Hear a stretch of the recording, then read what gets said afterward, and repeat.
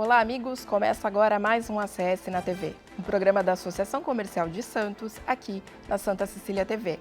Muito obrigada pela companhia de vocês. No programa de hoje vamos falar sobre Porto de Santos, dragagem, desestatização e tecnologia. O nosso convidado é o diretor executivo da Habilitar, Angelino Caputo. Muito obrigada pela sua presença. Obrigado, Fabiana. É um prazer estar aqui com vocês. Já deixo aqui meu abraço para o Márcio Calves, teve uma cirurgiazinha leve, né? Já está tudo bem com ele, mas vamos lá fazer o programa nós dois. Vamos lá. Eu fiquei sabendo até por uma pessoa, que o senhor já deve saber quem é, que o senhor tem um time do coração e aonde o senhor viaja só leva a camisa desse time. Conta um pouquinho dessa história, dessa paixão pelo Vila Nova, né? Isso é uma coisa um pouco folclórica, né? Porque, claro que para o futebol a gente sempre torce para um time grande, eu sou corintiano, né? Mas eu sou nascido em Goiânia e torço para o Vila Nova de Goiânia, que é um time que agora que foi para a Série B. E Campeonato Brasileiro, né? Agora. Campeonato Brasileiro, Série B. Então, viajar pelo mundo com a camisa do Corinthians não tem a menor graça, mas com a camisa do Vila Nova eu sou o único que faz. Então, e essa paixão começou de quem? Pelo pai? Não, minha família foram jogadores do Vila Nova, meu sogro foi o melhor lateral da história do Vila Nova, então é um time quase familiar. E eu gosto de levar isso na minha mala, então quando eu vou pelo mundo, né? Então é verdade, eu achei no que era Coliseu, mentira. Verdade, eu tenho uma coleção de mais de 40 fotos em pontos. Eu vou no país e fico, qual é o ícone desse país? Por exemplo, é a Torre Eiffel. Aí eu visto a camisa do Vila Nova. E a do Corinthians não? A do Corinthians não, porque isso aí todo mundo faz. Mas então do Vila Nova sou eu. E o senhor faz questão de frisar que é... Meus amigos já sabem. Tá viajando, já botou a camisa do Vila na mala? E virou até uma brincadeira, mas é bem divertido. Então, vamos deixar o time de coração um pouquinho de lado e falar agora sobre Porto de Santos, né? Eu queria que o senhor falasse, o senhor já foi presidente da antiga Codesp, agora é SPA, em 2014 e 2015, e também responsável da área de, não sei se é tecnologia ou certo falar, da área do Banco do Brasil. Eu queria que o senhor falasse a experiência de ter vivenciado essas duas, não seria profissão, né? Esses dois cargos, digamos assim. Sim, eu sou funcionário de carreira do Banco do Brasil, aposentado, não é? E no Banco do Brasil eu desenvolvi minha carreira toda na área de tecnologia, especificamente na parte de redes e telecomunicações. Mas no final da minha carreira no banco, a gente vira um gestor, um executivo. E na época existia uma diretriz do governo federal de tentar tornar a Companhia Docas, que é uma empresa pública, uma empresa tão competitiva como empresas privadas. Certo. Tinha o advento ali da Lei dos Portos, a Lei 12.815, onde os terminais privados poderiam concorrer com os terminais arrendados, que estão dentro do porto público. Antes disso, eles só poderiam movimentar a própria carga. Então, assim, já que vai concorrer porto público com porto privado, existe uma ameaça de que o porto público não seja eficiente, competitivo. Então, qual foi a ideia do governo federal? Pega alguém do Banco do Brasil que seja um gestor, e o Banco do Brasil é um banco público, mas ele não tem medo de concorrer com o Itaú, com o Bradesco, com o Santander, com que compete. Então, traga essa experiência para o setor portuário. Eu fiz um trabalho teórico, vamos dizer, dizendo quais seriam os procedimentos de gestão, de governança que deveriam ser aplicados, mas a presidência achou por bem e falou assim, não, você vai lá e aplique. Então me colocaram como presidente para poder botar em prática aquele projeto. Naquela época foi uma experiência muito boa, né? A gente acaba se tornando gestor, né?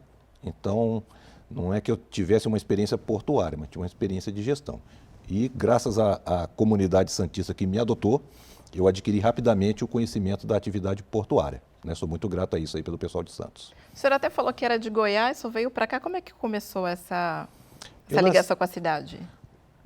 Exclusivamente por causa do projeto da gestão portuária. Da gestão portuária. Eu nasci em Goiânia, mas eu fui criado em Brasília. Certo. Estou em Brasília desde 9 anos de idade. Fiz minha carreira no Banco do Brasil toda em Brasília. Então, de lá que eu vim para cá, para Santos. Cheguei a ter algumas raízes aqui, comprei um apartamento na época, né? Mas agora eu estou atuando pela Habilitar em Brasília por causa do home office, né? E agora você falou da Habilitar, o senhor é diretor executivo, né? Eu queria que o senhor explicasse para o telespectador o que é a Habilitar. A gente sabe que é a Associação Brasileira de Terminais e Recintos Alfandegados, mas o que ela oferece para o associado? Quem não conhece, ela é bem conceituada, mas algumas pessoas que estão em casa não conhecem. Eu queria que o senhor explicasse a função da associação. A Habilitar vamos dizer assim, é a segunda associação de empresas portuárias mais antigas do Brasil. A mais antiga é a ABTP, Associação Brasileira dos Terminais Portuários. Mas são do mesmo ano. É a mais antiga por questão de meses. E nasceu aqui em Santos. Olha só que coisa interessante. Por volta de 1985, 86, o processo de receber as cargas que chegavam do exterior era bem burocrático, bem lento, assim como a própria operação de carga e descarga dos navios.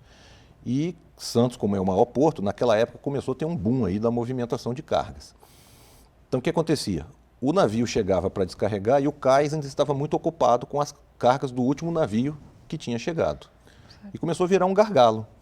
Então o pessoal pensou, mas não tem como tirar essa carga daqui do cais e levar para um outro lugar?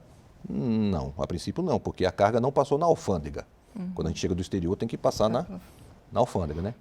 E alguém teve essa ideia, por que a gente não cria um processo que mesmo sem ter passado na alfândega, a alfândega vai ser em outro lugar, vai ser lá atrás, na retroárea. A Receita Federal, na época, desafiou, olha, se tiver um sistema e um processo que garanta que a mercadoria está lacrada e controlada, nós topamos, mas nós não temos como fazer isso, que o governo não tem. Então, a própria comunidade de Santos se uniu, criou um sistema, criou um processo para poder fazer esse controle da carga e ser despachada no atual recinto retroportuário, né?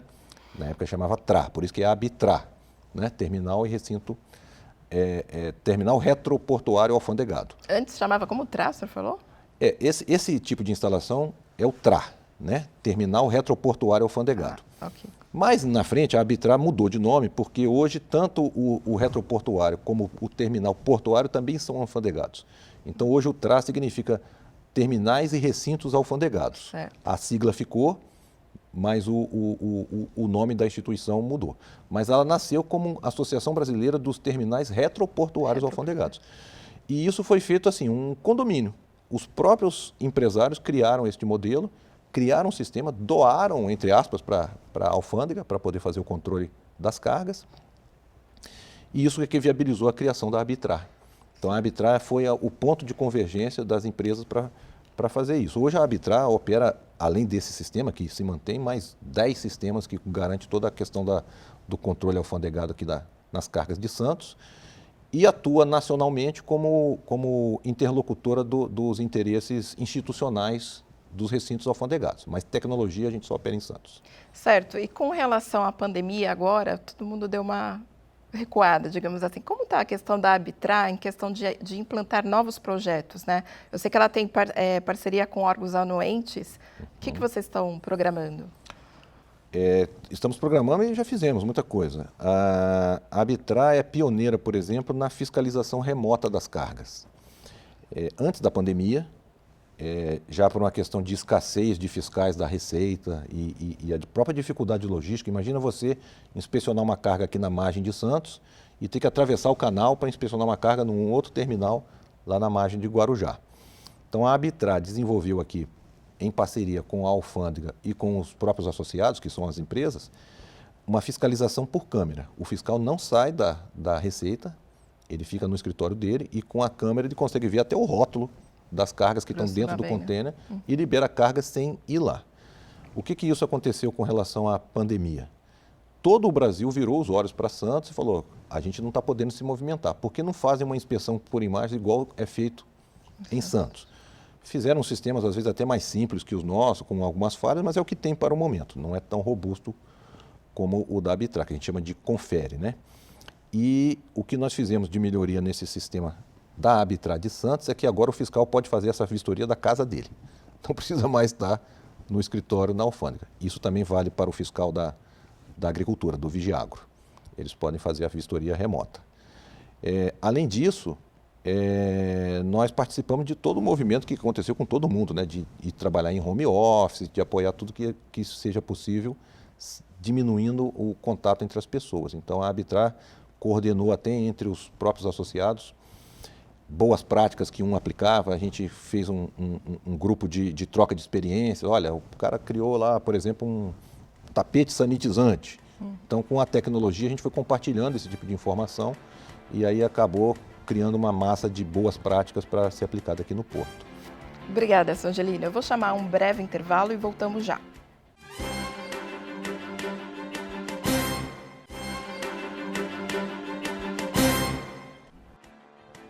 Estamos de volta com o programa ACS na TV. Nosso entrevistado de hoje é o diretor da Arbitrar, Angelino Caputo. Seu Angelino, a gente no primeiro bloco falou da sua paixão pelo time de futebol, que é o Corinthians, e a Vila Nova. E o Vila Nova. Falamos da Arbitrar, qual é a função dela institucional, das tecnologias, e agora eu queria falar um pouquinho sobre o Porto de Santos mesmo. O senhor acha que o Porto já está preparado no segundo semestre para receber os navios 366? Fabiana, eu acho que ele já está pronto hoje, né? O navio de 366 metros de comprimento é o próximo navio tipo, né? O próximo passo de navio, além do que hoje opera em Santos, que é o de 335 metros, né? Como o Santos é um porto de estuário, você tem um canal, né? Uma trilha que fica entre Santos e Guarujá, um pouco apertado. E o navio tem que entrar, tem que girar, precisa ter uma profundidade, o calado operacional adequado, e isso foram feitas várias simulações na Universidade de São Paulo, né, com a praticagem, com várias condições de noite, de dia, com chuva, para poder ver se simulações computacionais, né, e parece que é possível, com algum cuidado. Então, mantendo essa profundidade que temos hoje no canal e até aprofundando um pouco mais com dragagem, mas o navio, não estando 100% carregado, ele já entra hoje, né, já manobra. Então, a questão mais é de os armadores, que são os proprietários dos navios, definirem uma linha que passe por aqui, avaliar qual é o cais de atracação que é reforçado o suficiente para aguentar esse naviozão encostando lá, né? Mas eu acho que já pode entrar, basta a questão agora de planejar. O senhor falou, até citou aí a dragagem. O senhor acha que a dragagem ainda é um problema recorrente aqui no Porto de Santos, principalmente para a vinda desses navios? Dragagem no Porto de Santos sempre será um problema recorrente. Dragar significa tirar o sedimento do fundo, do leito do canal de navegação. É o homem tirar e a natureza devolver. Aqui nós temos duas coisas que fazem o fundo ficar mais raso, vamos dizer assim, ou ter sedimento. Na parte do canal que está no mar, são as ressacas que jogam areia ali naquela parte. E na parte mais interna do canal são os sedimentos que descem nos rios que vêm da serra, né? Então sempre está caindo sedimento, é tipo enxugar gelo. Mas é uma atividade permanente, necessária, e o que ela não pode ser é interrompida. Então é uma dragagem permanente.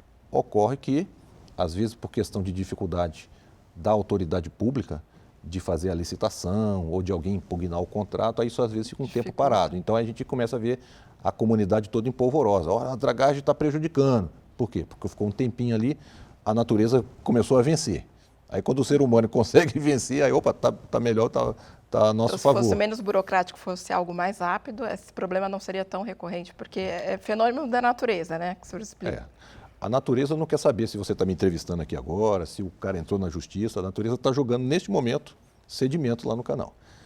Né? Então tem uma taxa aí de 2 centímetros por mês, às vezes em algumas áreas, né? Imagina você ficar 6 meses sem dragar, acaba ficando raso ali. Então você tem que realmente ter essa atividade permanente. E isso também tem a ver a questão com o calado do porto, que hoje é de 15 metros e 50, né? Eles querem aumentar para Santos 17, o senhor sabe sobre isso? É até bom essa pergunta, o que é o calado? O calado é a parte do navio que está dentro d'água. Certo? Então, ele é um pouco menos do que a profundidade. Para você ter um calado de 15 metros, você tem que ter uma profundidade de pelo menos 16, por exemplo, né? Porque o navio não pode ir raspando no fundo, tem que ter uma tolerânciazinha, que a gente chama de pé de piloto, né? Essa tolerância.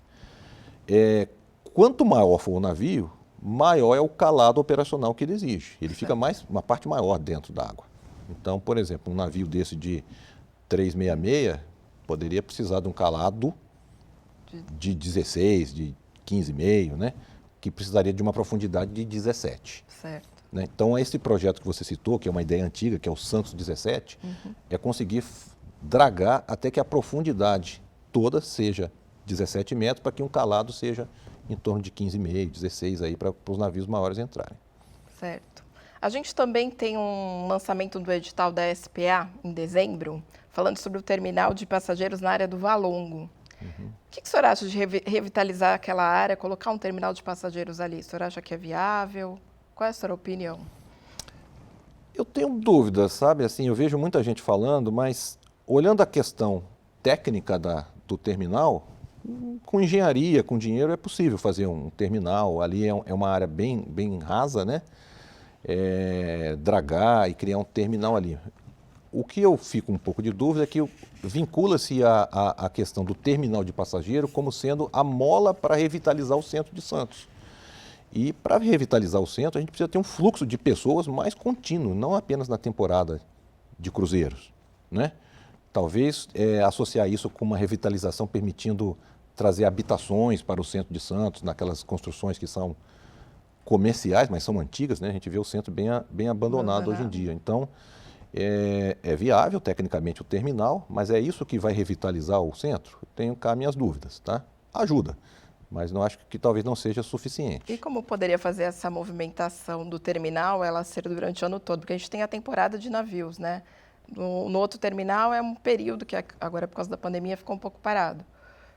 Como é que o senhor acha que pode movimentar esse terminal? Fazer algo diferente, digamos assim? Muito difícil, porque os navios que frequentam aqui a costa brasileira, eles aproveitam o período de inverno na Europa e no Caribe, onde eles estão parados e vêm para cá. Mas eles têm muito mais rentabilidade operando lá na Europa, né? Na Grécia, no Mediterrâneo e tudo mais. Então, em nosso janeiro aqui, que é o nosso verão, né? Até março, eles não têm clientes lá, mas assim que eles podem voltar, eles fogem para casa. Então a gente fica realmente sem ter o que fazer, não temos esse tipo de empresa muito grande de navegação aqui que explore os cruzeiros aqui. Então, o nosso tempo desse primeiro bloco está quase acabando e eu queria que o senhor falasse no próximo bloco sobre o Port System Community, que teve reuniões lá na CS, eu lembro que o senhor participou, que o senhor estava bem presente. A perda, né, que teremos com essa, digamos, suspensão do projeto, né, por um tempo. Temos notícias novas disso aí. Opa, que bom. Então vamos deixar para o próximo bloco. Até já.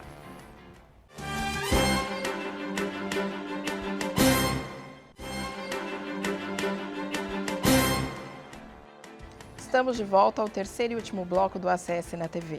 O tema de hoje é o Porto de Santos. Nosso entrevistado é o diretor da Arbitra, Angelino Caputo. Seu Angelino, a gente estava falando no bloco anterior, né, eu deixei no ar, sobre a questão do Port System Community, eu queria que você explicasse primeiro o que é esse projeto, que ele é financiado pelo governo britânico, tem outros portos que, além de Santos, Suape, Paranaguá e Rio de Janeiro, estavam participando, né, desse estudo. Queria primeiro que você explicasse para o apresentador, para o telespectador, o que é esse projeto, e depois falar que ele foi suspenso, o que pode ser feito, né? Vamos por partes. Primeiro, o que é esse projeto? Vamos por parte. O Port Community System, que é o PCS, ele é um projeto inspirado em alguns movimentos que já foram feitos na Europa, nos Estados Unidos, onde uma determinada comunidade faz a seguinte observação. Eu tenho aqui um porto que é um ponto de passagem de cargas. Quem que traz a carga para cá? O navio, pelo lado da água, ou o importador-exportador pelo lado da terra. Mas acontece que tem mais de um porto. O que leva o dono da carga ou o dono do navio a escolher aquele porto especificamente para ser o ponto de passagem da carga? Alguma razão comercial. Ou aquele porto é mais eficiente, ou é mais barato, ou é mais rápido. Então, se você olhar aqueles portos, por exemplo, do Mar do Norte, Antuérpia, Roterdã, Hamburgo, ele olha para o lado e fala, poxa, tem um porto aqui que pode pegar a minha carga. Eu tenho que convencer o cliente do porto que o meu porto é melhor. Então, como é que ele faz isso? Ele junta toda a comunidade, daí o Port Community System, a letra mais importante é o C, é o Community. A comunidade fala, gente, vamos dar as mãos e vamos mostrar que o nosso porto é melhor que o vizinho, para ninguém ter dúvida que aqui é melhor. Então, eles se unem e fazem uma grande integração que dá agilidade e eficiência. Que integração é essa? Troca de informações. Vou dar um exemplo bobinho, mas talvez fácil de entender. Imagina que o prático sobe no navio e está manobrando e fala, caramba, esse navio não vai conseguir fazer a curva sozinho, vou precisar de um rebocador. Então, a praticagem tem que acionar o rebocador. Como é que ele faz isso hoje? Ou telefona, ou manda um WhatsApp. Imagina se isso fosse integrado num sistema. Né? Mais fácil, né? O agente da carga tem que falar com o despachante aduaneiro, mas aí é muito procedimento. Então, quando a comunidade se une e todos os atores fazem uma integração, é um sistema de comunidade portuária. Isso, no fundo, o que resulta? agilidade, redução do preço, segurança, tudo mais. Então, é a comunidade privada, basicamente privada, unida em prol de dar uma eficiência, de convencer comercialmente que isso é melhor. O que acontece no Port Community System, projeto versão brasileira?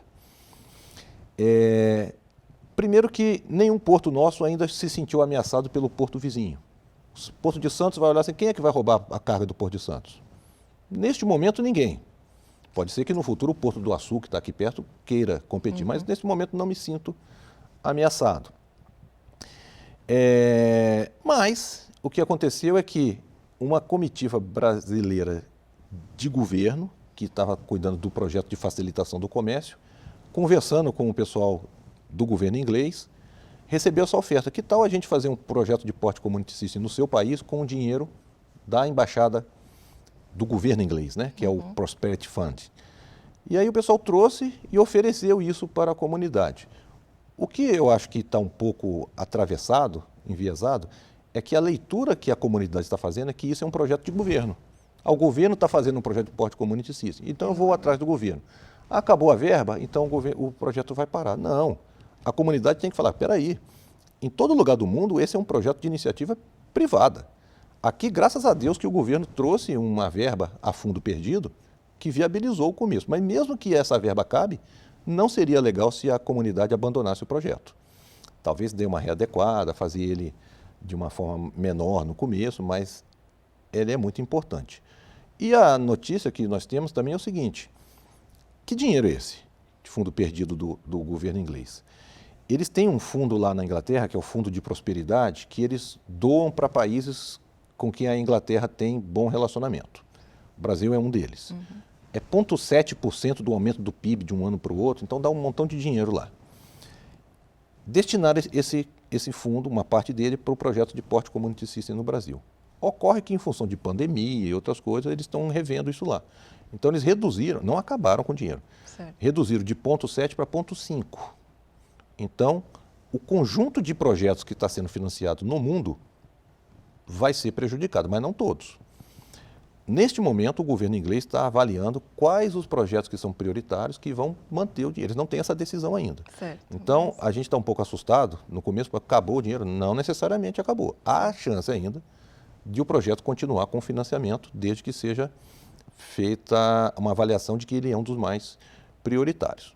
Tem essa chance. E a outra chance é, se o governo tirar, que tal a própria comunidade se unir e bancar o projeto, né? Não que hoje tenhamos algum porto ameaçando o Porto de Santos. Acho que ainda não estamos, mas a qualquer momento isso pode acontecer. Então, por que a gente já não se garantir como o maior porto do Brasil, né, e o mais eficiente, falar, e aqui já tem Port Community System. Então, o dono da carga, o dono do navio, jamais terá essa dúvida de tirar a carga daqui. As informações que são discutidas lá são sigilosas ou não? O senhor pode falar um pouquinho? Porque eu lembro que teve uma votação, o que seria a prioridade? Eu acho que apresentaram 7 temas, foram escolhidos 4, se eu não me engano, não é isso? Ali foi um pouco... Eu achei assim, como foi uma implantação muito rápida, o que o pessoal imaginou? Como é que eu garanto que o porto é eficiente? Eu tenho que ter alguma métrica para falar assim, pô, deu certo o Port Community System. Então, eles imaginaram o seguinte, se a comunidade estiver bem integrada, provavelmente o tempo de permanência da carga no porto vai ser menor. Talvez um dia a menos no fluxo da exportação e 2 dias no fluxo da importação. Então, essa vai ser a métrica. Se isso aconteceu, a gente pode, o governo inglês, deu certo aqui o programa, pode pagar, pode mandar o dinheiro, porque executamos o que estava previsto no cronograma do projeto. Então, o pessoal se reuniu e falou assim, o que seriam os melhores projetos para reduzir esse tempo? É agilizar a atracação do navio, é agilizar a gestão dos caminhões, tal. Então, aquela votação que você assistiu lá na Associação Comercial foi isso. Dessas iniciativas todas aqui, para começar o projeto, o que a gente vai priorizar para testar o conceito? Né? Mas isso não é o objetivo do projeto. O objetivo do projeto não é melhorar a atracação, melhorar a chegada do caminhão, não. O objetivo do projeto é promover a integração dos agentes públicos, dos agentes privados, que operam tudo, e que cada um tem o seu próprio sistema. Qual vai ser o primeiro cobaia que vai testar essa integração? Aí sim, a atracação, a gestão do caminhão, mas aquele middleware de integração, né? Aquela forma de troca de informações serve para qualquer outro projeto que venha ali em cima. Então, a votação foram só dos primeiros a serem usados. Interessante. Infelizmente, seu Angelino, o nosso tempo acabou. Eu deixo um espaço para suas considerações finais, o que o senhor achar importante ressaltar. Fique à vontade. Tá bom. Obrigado aí pela oportunidade. Pode contar sempre comigo e com a própria Arbitrar, né? Aqui na TV Santa Cecília. Deixo de novo meu abraço para o Márcio Calves. Com certeza. Desejo aí nada. um pronto restabelecimento para ele. Sei que foi uma coisinha leve, mas pode contar com a gente. Obrigada, seu Angelino. A gente agradece a sua participação e até a próxima semana.